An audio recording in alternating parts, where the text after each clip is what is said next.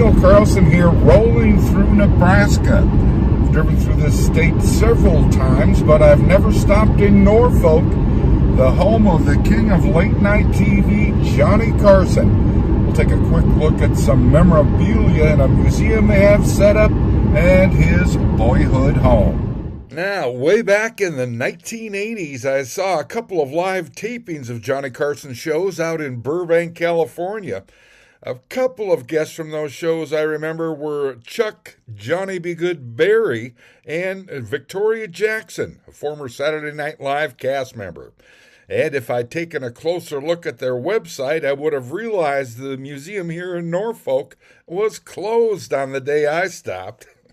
The brochure says you can see all of his awards and clips like this one. You can see at home. I made a resolution not to eat so many fatty foods. Right. And I'm going to pay the extra $3 for the blow dry at Supercuts. But here on Johnny Carson Boulevard in Norfolk, I did take a look at his boyhood home. Johnny Carson was a fixture in American life for generations, now passing into history.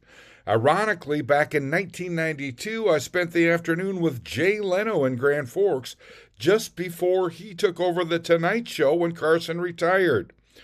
He was in town for a show at the Chester Fritz Auditorium. I was shooting video just off stage when he looked at me, yawned, smiled, and said, "Another hour and a half, another so many thousands of dollars."